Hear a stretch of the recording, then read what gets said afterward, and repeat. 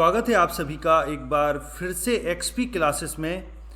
मैं चेतन प्रताप आज आपके लिए बहुत गजब का वीडियो लेकर आया हूं और आज के वीडियो का जो टॉपिक है वो एक आर्टिकल है। वो बहुत मोस्ट इम्पोर्टेंट आर्टिकल है। जैसे कि आपको पता है, आर्टिकल आपका राइटिंग सेक्शन के अंतर्गत 10 नंबर का आता है।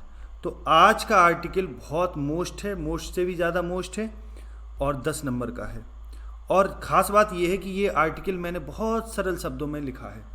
तो इस आर्टिकल को आपको कंप्लीट करना है, पूरा लास्ट तक देखना है वीडियो को, और यदि वीडियो अच्छा लगे तो लाइक और शेयर भी करना है। बहुत सरल शब्दों में, सरल भाषा में, वादे के अनुसार मैं फिर से उपस्थित हूँ आपके लिए और आपकी तैयारी को और भी बेहतर बनाने के लिए। तो चलिए शुरू करते हैं इस आर्टिकल से।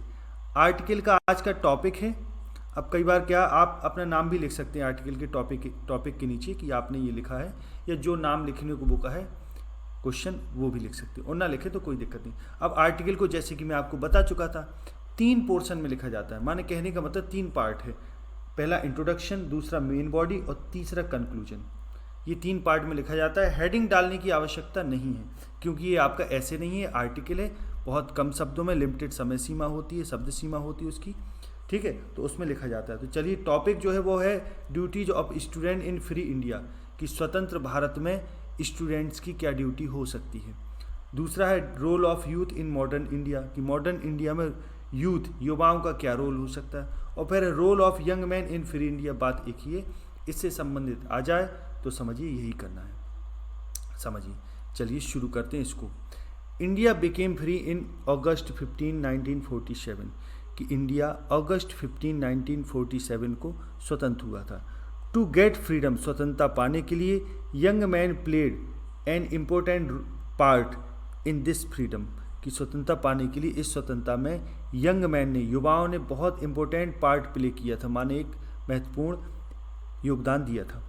लाइक बिफोर, पहले की तरह, दे हैव अ ड्यूटी, जैसे तब उनकी ड्यूटी थी स्वतंत्र कराना, वैसी अब duty to uplift the country, कि पहले की ही तरह उनका कर्तव्य है देश को अपलिफ्ट कराना, ऊंचाई देना और ऊंचाई पर ले जाना। स्टूडेंट्स आर, ठीक, अब यहाँ से हम पैराग्राफ चेंज कर सकते हैं, फिर इसके बाद आगे लिख सकते हैं। Students are the citizens of tomorrow, जो स्टूडेंट्स होते हैं वो कल के नागरिक होते हैं। They will be the future जजेस, वे भविष्य के जज हो सकते हैं, होंगे।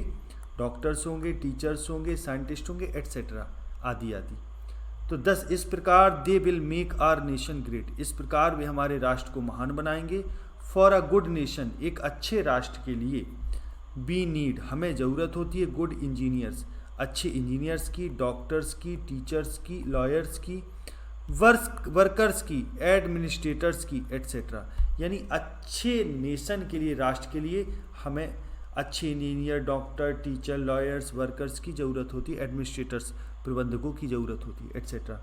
To make the country great and prosperous, कि देश को महान और समृद्ध बनाने के लिए, दे शुड स्टडी हार्ड, जो स्टूडेंट हैं उनको बहुत कठिन परिश्रम करना चाहिए पढ़ाई में, स्टडी हार्ड करना चाहिए। And they should not waste their time foolishly, और मूर्खतापूर्वक अपना समय नष्ट नहीं करना चाहिए। सो इसलिए दे मस्ट हैव डिसिप्लिन, इसलिए उनके पास डिसिप्लिन हो, अनुशासन हो इन देयर लाइफ, अपने जीवन में। विदाउट डिसिप्लिन, बिना डिसिप्लिन के यानी अनुशासन के, they can not become great, वे महान नहीं बन सकते। And they can not make their nation great, और वे अपने राष्ट्र को भी महान नहीं बना सकते। Discipline is taught in their schools and in our colleges, कि उनके स्कूल और कॉलेजेस में, आर की जगह यहाँ देयर कर दीजिए, ठीक, उनके कॉलेजेस में डिसिप्लिन सिखाया जाता है। दे शुड बी डिसिप्लिन्ड, उनको डिसिप्लिन्ड होना चाहिए, अनुशासित होना चाहिए। They should be disciplined and they must teach discipline to others, कि उनको डिसिप्लिन होना चाहिए और उन्हें दूसरों को भी डिसिप्लिन सिखाना चाहिए, माने खुद अनुशासित हों और दूसरों को सिखाएं। Good health is also necessary for them, और अच्छा स्वास्थ्य भी उनके लिए आवश्यक है।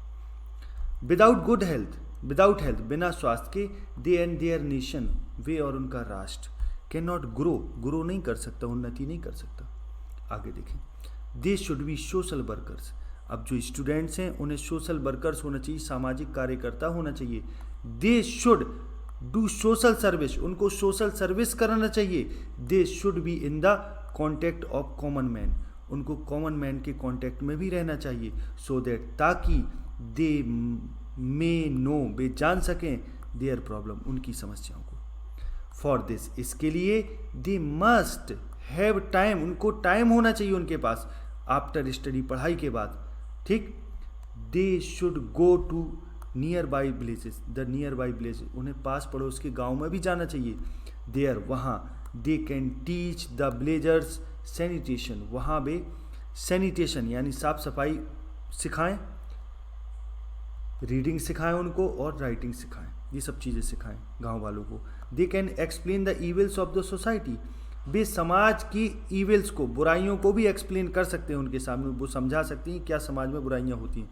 They can help them in curing many of the evils, कि कई बीमारियों, कई इविल्स को, बुराइयों को दूर करने में भी उनकी वे मदद कर सकते हैं।